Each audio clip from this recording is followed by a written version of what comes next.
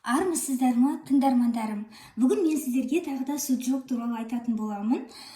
Суджок терапиясы өте тиімді ем түрлері болып табылады. Ол үшін сіздерге көп нәрсенің керегі жоқ. Мен суджокты мақтаудан, оның пайдалы жақтарын айтудан жалықпаймын, және оның пайдасы тез арада көріне бастайды.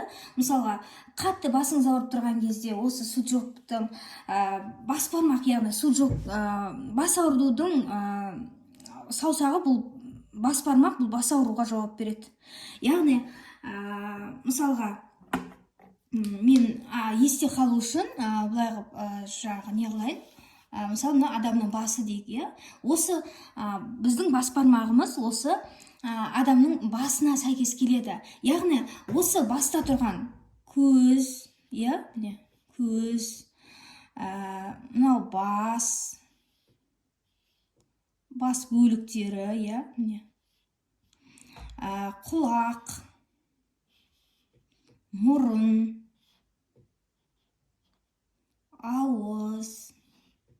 ауыздағы мысалы тістерде, мысалы мына жерде тұрған тамақ, жұтқыншақ, мынау мойын, омыртқа, мына жердегі зоб, қалқанша без дейікші, қалқанша без, тісті айттым, тағы не бар? Құлақты айттым, көз, мұрын,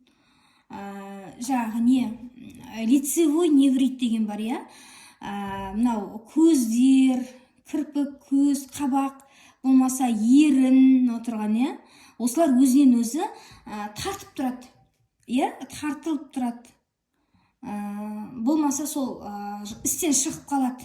Мысалы, ерін өзінің функциясын полный жауып тұрмайды, кейбір жері жабылмай ашық қалып тұрады. Мысалы, шай ішсе, сол шай төгіліп кетіп жатады лицевой невриттің кезінде. Көзі де жұмса, кейбір жерлері жұмылмай ашық қалып жатады.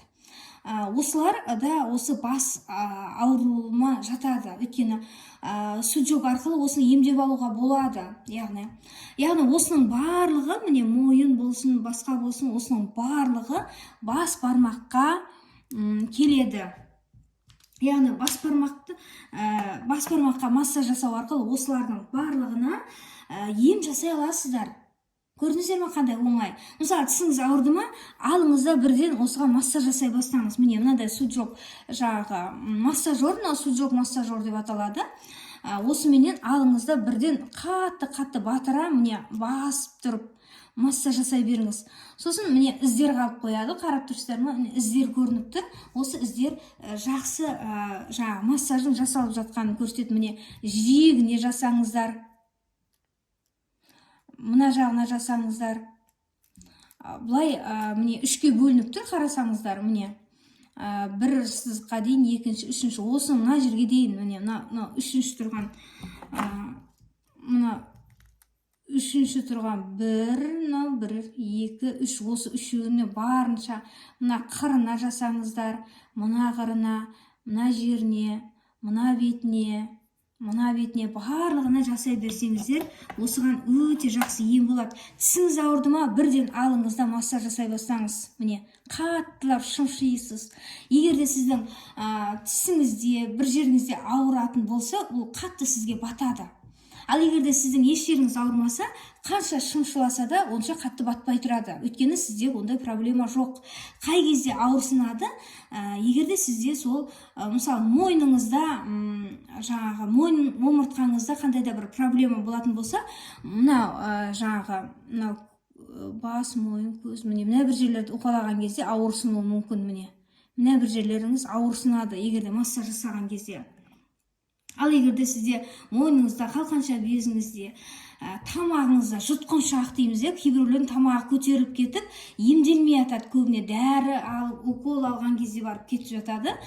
Бірақ сол укол дәрі алғаннан кейін, бір айдан кейін қайттан тоңып қалса, қайттан тамағы ауырып шыға келеді. Сондықтан қайта дәрі алып, оны салдыртып, укол алып жүргеннен гөрі, саусақтарға, әсіресе бас бармаққа көбірек массаж жасайтын болсаңыздар, денсаулық нығая түседі. яғни келесі жолы жаңағы тамағыңыз көтеріліп кетпейді. Яғни бұны 1-2 рет жұмсап қоя салу дұрыс емес. Оны міндетті түрде 20-25 рет жасау керек.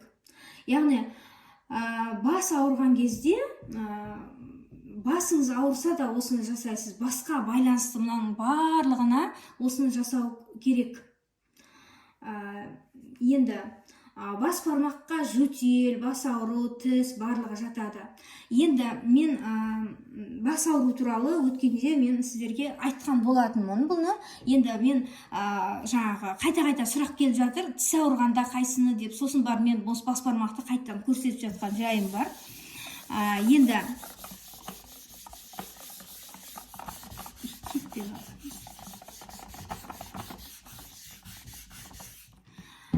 Енді сіздерге тағы бір нүкте деппін ғой, тағы бір жаңағы осы суджоктың тағы бір ерекшелігін айтқым келеді.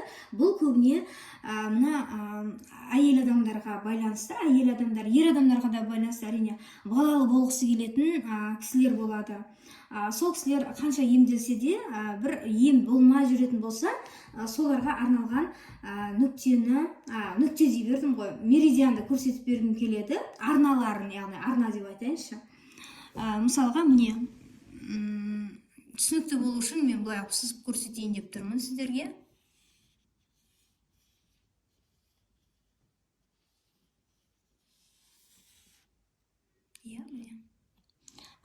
Міне. Енді мынау сіздердің қолдарыңыз дейге. Қол. Енді осы қолда дәл мынау 4-ші саусақ тұр, міне 4-ші саусақ. Сосын бас бармақ бар. Екеуін қосамыз, міне. Осы екеуін барынша мынаған тақап тұрып жасайсыздар, міне. Саусақтың ізі тұр ғой, содан бастап, мынадан бастайсыздар. Сосын бас бармақтың ұшына дейін, міне. Осы екеуін, осы сызықтың бойымен, осы арнаның, осы меридианның бойымен егерде массаж жасайтын болсаңыздар, бұл балалы болуға жақсы көмегі бар деп айтады. Солай деп жазылған. Бірақ мен өзім пайдаланып көрген жоқпын. Бірақ сондай нәтижесінің бар екенін оқыдым.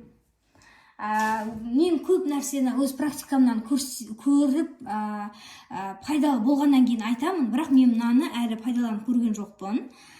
Бірақ осылай екенін оқыдым. Бір көрермен сұрапты, көтермей жүрмін, қандай осы суджоктың пайдасы бола ма, қай саусақты, қай қолды, аяқты ма, қай арнаны осы суджокпен массаж жасасам пайдасы тиеді деген сұрақ келген екен маған.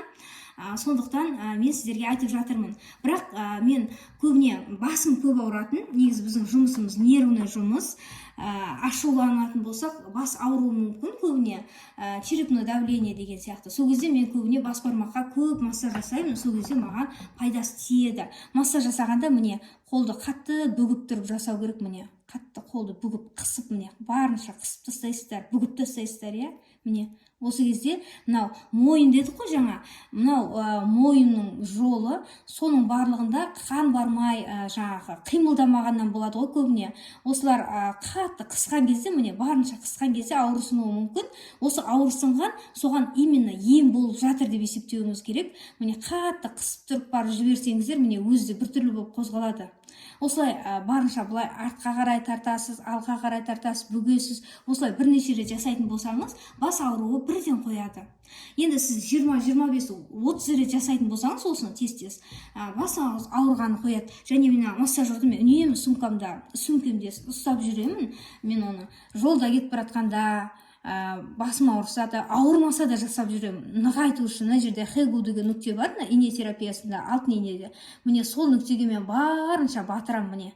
Сол кезде із қалады, жақсы нәтиже. Бүйтіп пайдалана берсеңіз, хэгу нүктесіне бірде болмаса бірде дәл түседі, дөп түседі. Сол кезде ол өте жақсы әсер етеді. Негізі хэгу нүктесі 40-50 ауруға ем болатын нүкте, ең маңызды нүктелердің бірі. Енді оның іш жағына да жасайтын тұғымын. Ал егерде жаңа көрерменімізге, тыңдарманымызға, сұрақ қойған тыңдарманға айтып жатырмын.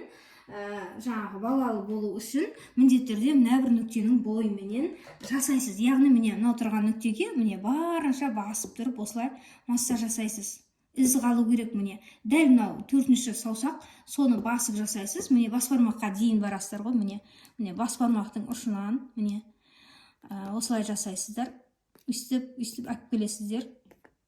Міне мына жерге дейін әкелдік. Мына жерде ғой енді. Міне осы жерге дейін. Енді осыдан 4-ші саусаққа дейін баруымыз керек. Міне бізде 4-ші саусақ деген міне 4-ші саусақ.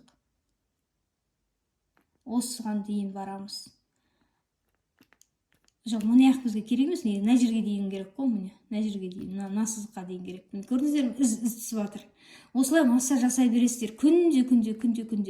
Енді күнде болғанда күніне 2 рет 3 рет жасасаңыздар өте жақсы нәтиже береді. Именно мысалы балалы болғыңыз келеді ме, дәл осы сызықтың бойымен жасаңыздар, сол кезде нәтижесі болуы мүмкін. Енді егерде құрметті көрермен, осы суджоктың жасаған кезде бас аурудан арылсаңыздар, міне болмаса қандай да бір ауру, осы бас бармақта тұрған қаншама органдар, көз, тіс, ауыз, тамақ, жұтқынша, қалқанша безі, мойын, омыртқа, құлақ, міне мұрын, көбісінде күн салқындаған кезде гайморит бірден атып шығады, ол салқын жек көреді. Міне осы бас бармаққа көп массаж жасасаңыздар, осы гаймориттің өзінен шамалы арыласыздар. Үнемі жасап жүретін болсаңыздар, тіпті емделіп кетулеріңіз мүмкін. Бұл жерде не ерекшелік бар, массажда тұрған не бар деп ойлауларыңыз мүмкін. Массажда тұрған үлкен әсері бар. Өйткені бұл жерде қимыл қозғалысқа келтіреді. Мынау сол нүктесі болғаннан кейін, сол қимыл қозғалысты аз жасайсыз. Мысалға, мен қозғалып жүрмін ғой, мен жұмысқа барып жүрмін, келіп жүрмін деп ойлауыңыз мүмкін. Ол мүлдем бөлек нәрсе. Бұл сол арнаның кішкене бөлшектері, сол бөлшектерді қимылдату арқылы сіз үлкен ағзалардың жұмыс жасауына көмектесіп жатырсыздар. Міне із қалып жатыр, көрдіңіздер ме? Дәл осы із қалу керек. Дәл осының бойыменен массаж жасаймыз. Сол кезде кішкене ауырсыну байқалатын болса, онда сіз соны қайта жасай беріңіз. Өйткені сол ауырсынып жатыр, соларға сіз әсер етіп жатырсыз. Ауырсынатын болса, тіптен қуануыңыз керек. Өйткені сол нүктелерге ем болып жатыр деген сөз. Ауырды екен деп қоя салатын болсаңыздар, ол кезде дәрі-дәрмектің өзі сіздерге көмектеспейді. Дәрі-дәрмектен гөрі осы суджок өте жақсы әсер етеді. Міне көрдіңіздер ме? Мынаның барлығы із қалды. Дәл осылай. Егер де сізде мынандай массажер болмаса, сіз міндетті түрде мынандай карандашпен, ручкамен жасай беруіңізге болады. Міне, мына былай жасауға болады әрине, міне. Бірақ қызып кеткендей ыстық болып кетеді, міне ыстық болып кетіп жатыр беткен кезде. Бұның өзі жақсы. Міне қатты басып жасайсыздар, сол кезде қолыңыз ысиды қатты. Міне жаңағы 4-ші нүкте мынау, міне осыған жасайсыздар, міне дәл осылай жасаймыз, ысқылаймыз, міне дәл ұшына түсу керек. Дәл осылай жасайсыздар. Енді бұл бірінші жолы.